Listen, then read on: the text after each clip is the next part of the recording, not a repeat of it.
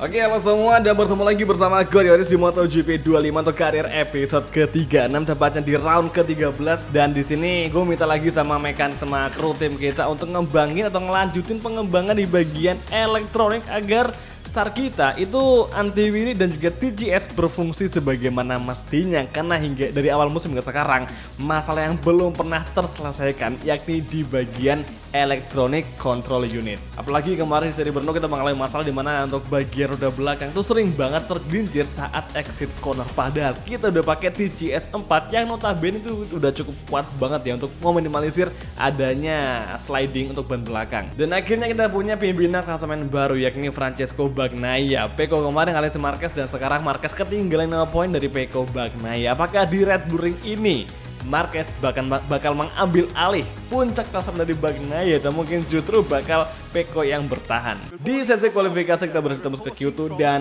luar biasanya kita bersama YZR M1 Pramac Racing MotoGP Team mampu menembus tempat ketiga dengan jarak 0,3 dari Marc Marquez. Aslinya gap kita 0,299, cuman kita bulutin menjadi 0,3 gap dengan Marc Marquez. Sementara itu Pecco Bagnaia memiliki gap yang sangat amat tipis, yakni hanya plus 0,006 saja dari Marc Marquez. Sengit sekali kualifikasi di MotoGP Red Bull Ring. Nah, sebelum masuk ke balapannya gue bakal ngingetin ke kalian bahwa di sesi kualifikasi kedua itu ada insiden yang melibatkan Marc Marquez, dan Marquez di sini menjadi pelakunya atau menjadi suspeknya, sehingga Marquez nanti di main race event bakal dihukum long lap penalty. Ingat, untuk hukumannya bakal berlaku di main race event, sedangkan sprint race itu tidak berlaku. Jadi Marquez balapan P1 dengan embel-embel long lap penalty. Apakah Marquez mampu menang? Ya, let's see. Oke, tiba lagi tadi starting grid untuk MotoGP Sprint Race Event, dan kali ini cloudy condition cuaca di Austria, Red Bull Ring Spielberg, dan kita pakai soft dan soft ya. Muka belakang pakai soft, dan kalau gitu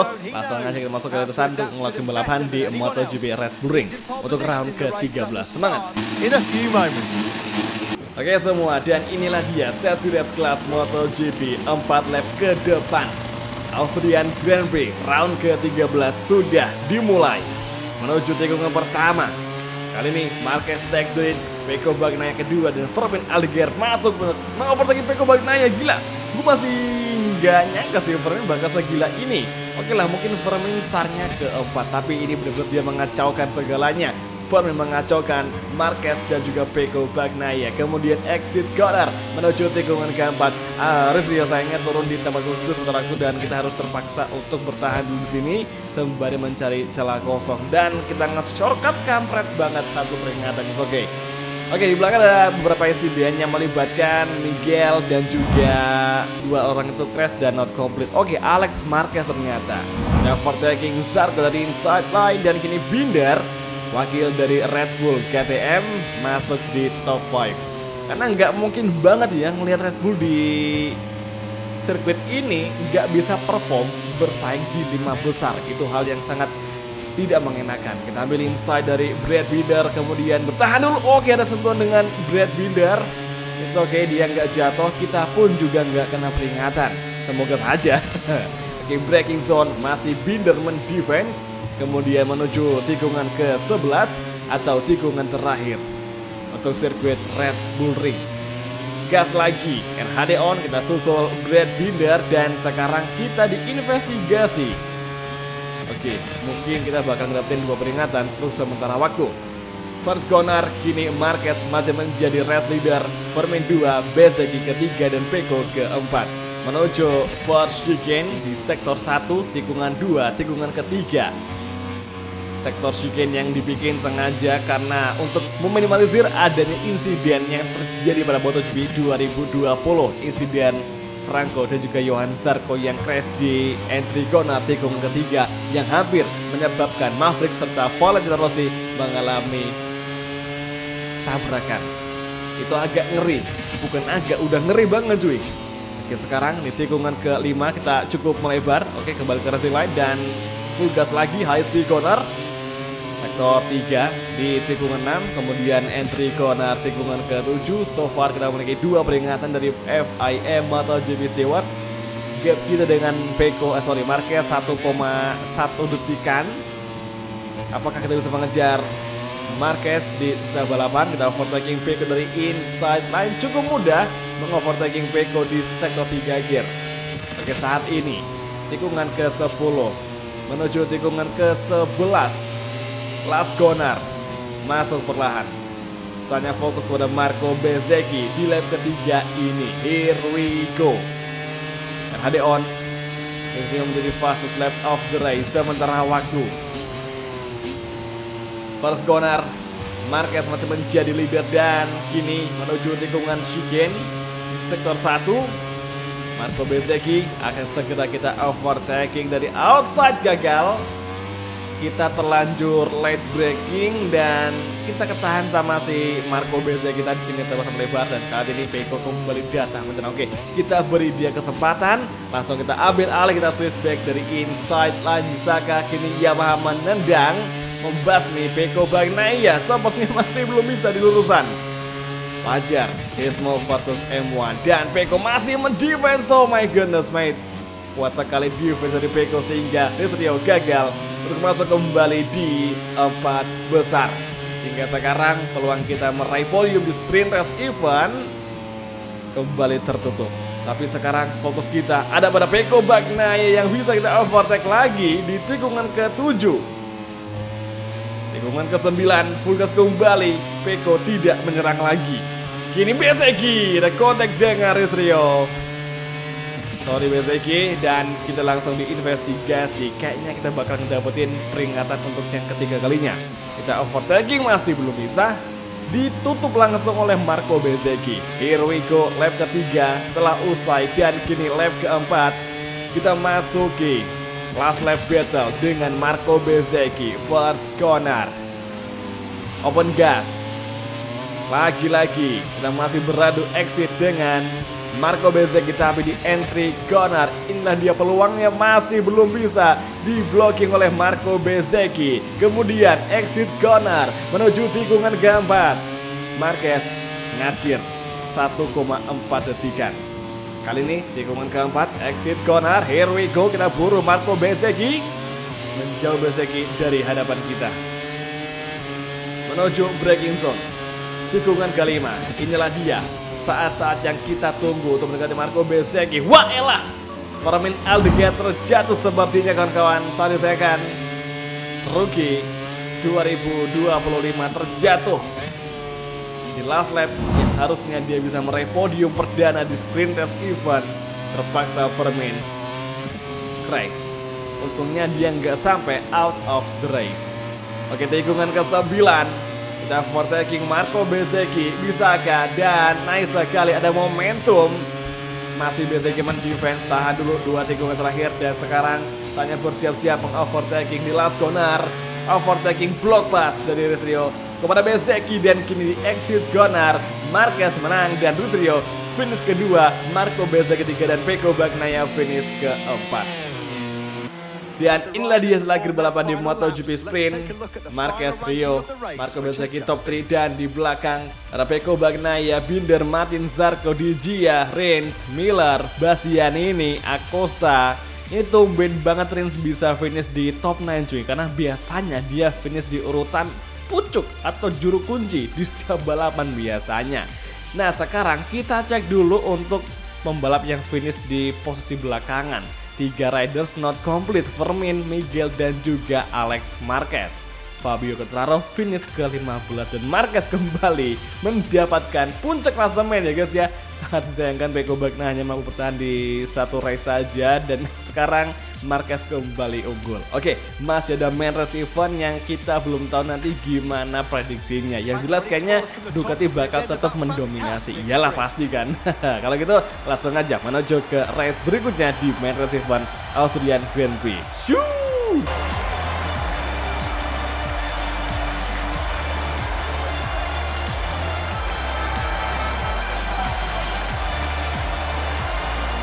Let's move straight to the starting grid. There's very little time left until the start of the race. You can literally feel the tension.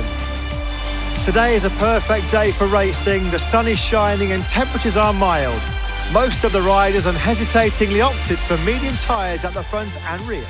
Oke semua, tiba lagi kita di starting grid untuk race utama di ronde ke-13, tepatnya di Austrian Grand Prix. Dan langsung muncul notif dari MotoGP Stewart 93 Marc Marquez, insiden long lap penalti, hukuman long lap penalti bagi Marquez. Kira-kira lap keberapa Marquez akan mengambil long lap penaltinya. Dan sekarang dengan kompon double medium, semoga hasilnya bisa memuaskan. Ini merupakan kompon pilihan dari tim kita di belakang layar. Oke semua, dan inilah dia sesi race kelas MotoGP. Marquez, indikator long lap penalti, dan kini lampu padam, kita mulai. Hati-hati, seperti biasa start kita masih kurang bagus, tapi di braking zone hati-hati, hindari collision semaksimal mungkin. Terpaksa kita melebar menghindari kota dengan pembalap lainnya, meskipun kita dikasih peringat dari MotoGP Stewart. First chicane, kita menyelam kembali step by step, masuk di tempat ke-5. Hampir aja mengovertaking Vermin. Justru sekarang kita digeser oleh Honda dan juga Aprilia, Zarco dan juga Jorge Martin. Aduh, masih di blocking oleh Johan Zarco. Terpaksa kita turun di tempat ke-9. It's okay, masih panjang waktu balapan di Austrian Grand Prix. 7 lap, 7 putaran. Outbreaking from race di tikungan ke-5 masih Marineman defense dan terpaksa kita melebar. Kemudian kembali ke racing line. Marquez menjadi race leader, Bezzecchi kedua dan Brad Binder ketiga. Johan Zarco ke-7, Luca Marini ke-8. Di belakang ada Vinales sama De Gia. Kita overtaking Luca Marini dari inside line di sektor ketiga, naik sekali. Dan kini kita kejar Johan Zarco, kita buru dari inside line, exit corner, backstride, dan inilah dia aksi overtaking masih diblokir oleh Johan Zarco dari sisi dalam tikungan, sehingga kita kesulitan mengovertaking. Nyaris kita crash ke gerbang tapi berbahaya ya di dua tikungan terakhir. Itu ngebikin pembalap suka gial-giol atau motornya suka gial-giol. Kalau kita nggak jago ngestabilkan motor, kita bakal crash cuy. Untungnya kita jago. Dan sekarang di first corner, Zarco dan Marquez mengambil long lap penaltinya di lap kedua di awal. Dan sekarang Marquez turun, dimana Bezzecchi kini menjadi pimpinan balapan. Gak ada yang nyangka Honda akan menjadi race leader lagi. Setelah beberapa race akhirnya, Marco Bezzecchi membawa Honda bangkit di posisi pertama bersama dengan Binder KTM di tempat kedua. Dari sisi luar masih ada overtaking kah? Oh nggak ada. Kita aman di posisi ke-6 saat ini. Ada sayangkan Marquez yang udah menjadi race leader, bahkan udah pole position, dia terpaksa menjauh di belakang akibat hukuman long lap penalti. Lap kedua masih berlangsung, kini Vermin stay di tempat ke-4. Jorge Martin stay di tempat ke-5 dan Luis Rio masih di posisi ke-6 bersama Zarco yang ada di belakang dengan gap 0,4 sementara waktu kita overtaking Jorge Martin dari inside masih belum bisa. Luca Marini, Zarco masih di belakang dengan juga Maverick Vinales. Last sektor, kita full gas lagi. Pakai device on, inilah dia momentumnya. Kita overtaking kah di sini? Masih belum bisa, tahan dulu, sabar dulu. Kita masih harus mencari momentum yang sangat tepat. Last corner akan segera kita lewati dan sekarang menuju garis finish. Lap ketiga akan segera kita masuki. Here we go, first corner, Bezzecchi fastest lap of the race. Braking zone, masih Martin defense dan kita gagal mengovertaking. Exit corner lagi, kita overtaking Martin dari sebelah kiri menuju braking zone, tikungan chicane, tikungan 2, tikungan ketiga. Namun sekarang ternyata kita berhasil untuk mengakuisisi posisi kelima, top 5 dari Jorge Martin. Finally, akhirnya ada peningkatan performa di lap ketiga saat ini. Double medium so far sangat bagus ya. Kita nggak ada ban yang terdegradasi sebelah saja, semua sama rata. Ini benar-benar bagus banget. Dan saat ini di braking zone untuk tikungan ke-5 masuk perlahan. Marco Bezzecchi take the lead. Overtaking datang dari Jorge Martin. As you can see guys ya, seperti yang udah kalian lihat barusan, overtaking dari Martin itu luar biasa agresif juga. Makanya di sini gue nggak pernah mau main aman, nggak terlalu pengen main halus.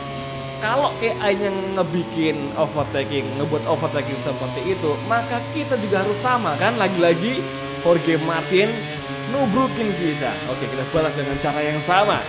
Ini serunya, kita emang lagi battle sama Martin ya. Karena kita dari awal musim udah musuhan sama si Martin. Apalagi kalau inget kejadian di GP Lusail. Kita udah P2, tapi sama si Martin ditabrak dari belakang dan kita gagal. Saat ini lap keempat, Martin kita overtaking dari outside masih belum bisa. Kemudian full gas lagi menjelang tikungan chicane. Fermin Aldeguer juga masih bertahan di serangan Jorge Martin. Tikungan chicane lagi, masuk perlahan kita overtaking dari inside line, masih diblok oleh Martin. Luar biasa kuat juga Martin di race kali ini, tepatnya untuk perebutan posisi kelima. Oke, kita masih mencoba memancing Jorge Martin, tapi ternyata Jorge Martin gak melakukan overtake balik. Aneh banget. Tapi alhamdulillah kita udah bisa masuk ke posisi 5 dan gak perlu khawatir sama si Jorge Martin. Saya fokus kepada rookie, yakni Fermin Aldeguer. Hairpin Gonar di sektor kedua akhir, masuk ke sektor ketiga. Dari sebelah dalam tikungan kita mengejar Fermin Aldeguer. Braking zone dengan gear 2. Mereka melebar, kita ambil dari inside line. Nice sekali, sebuah manuver yang sangat ciamik dari Chris Rio. Sekarang kita udah P4. Kita kejar lagi Pecco Bagnaia dari inside line, side by side di backstride. Apakah Pecco bakal kembali melawan? Sepertinya belum ada tanda-tanda. Last corner, Chris Rio menempati podium 3. P3 untuk Chris Rio. Dan saat ini lap kelima sudah kita masuki. Fokus pada Brad Binder dan Chris Rio menjadi fastest lap of the race dengan lap time 1 menit 29,242. Lap time kita paling kencang di sirkuit ini sementara waktu. Oke, tikungan chicane menuju tikungan ketiga. Marco Bezzecchi masih menjadi pimpin race. Binder masih kedua. Pecco 4, Fermin kelima. Marquez entah kemana. Exit corner keluar dari tikungan keempat. Full gas kembali. Kita masih fokus untuk Brad Binder. Kemudian braking zone, hard braking from race. Kompon ban kita sangat awet sekali, sangat super duper awet. Hingga sekarang kita masih bisa ngelakuin manuver-manuver ekstrim di setiap tikungan dan juga di setiap pengereman. So far so good. Dan kini Pecco di belakang mulai menampakkan dirinya lagi. Apakah Pecco bakal melakukan aksi serangannya di akhir-akhir balapan GP Austria? Mari kita saksikan sekaligus kita tunggu peluang untuk Pecco Bagnaia. Last sektor, Red Bull KTM berusaha mendefense. Wakil dari Pramac Yamaha MotoGP yang kini tengah berusaha keras untuk mendapatkan tempat kedua dari KTM Rider.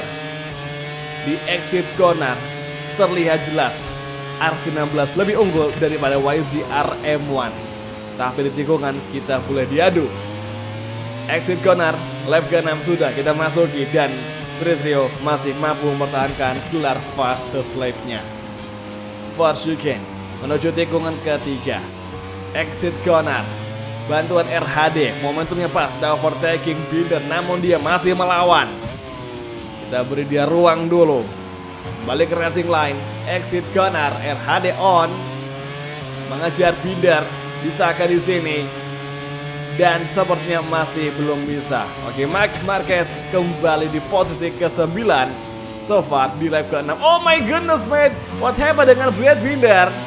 Baru saja kita berduel dengan Brad Binder, baru saja memulai, namun Brad Binder mengalami kendala. Dia terjatuh. Kemungkinan besar roda depannya itu terkunci atau tergelincir.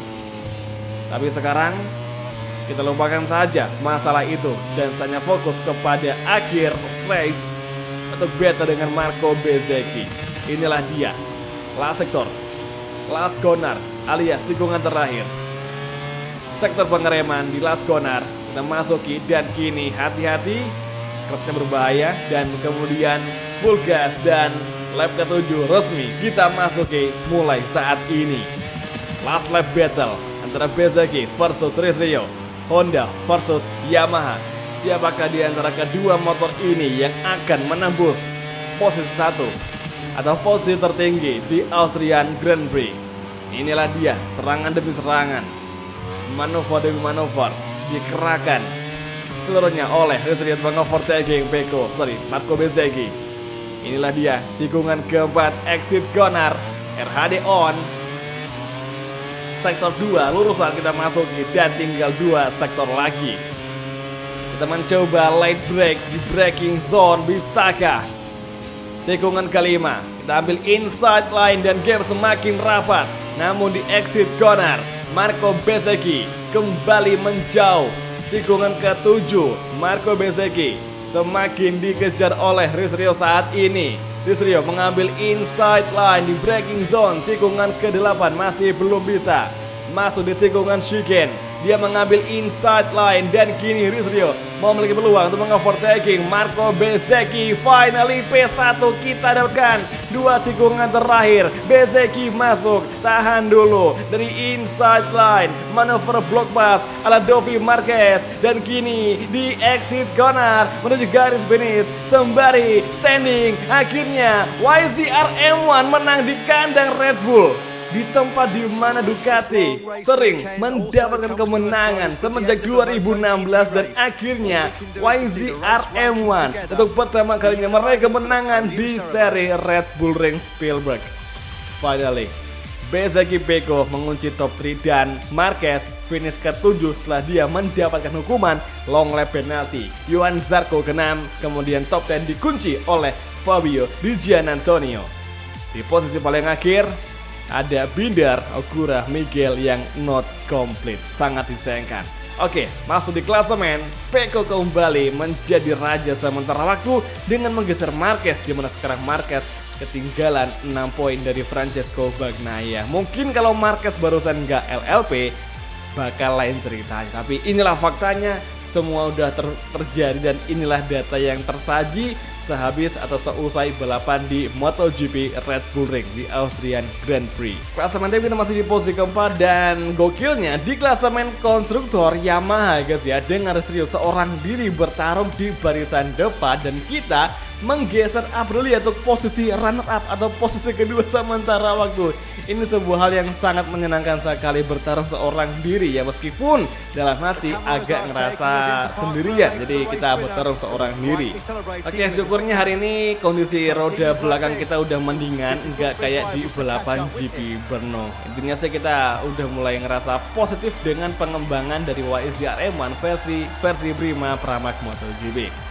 Oke, jadi kalau gitu semuanya terima kasih udah nonton. Besok kita bakal lanjut lagi di seri berikutnya, dan semoga hasilnya bisa memuaskan lagi. Kalau gitu terima kasih udah nonton, dan sampai ketemu lagi di video selanjutnya. Thank you, bye, dan ciao guys, sampai jumpa. From the circuit for the podium ceremony. These 3 riders run a truly outstanding race, and they really deserve all the affection from the crowd in the stands.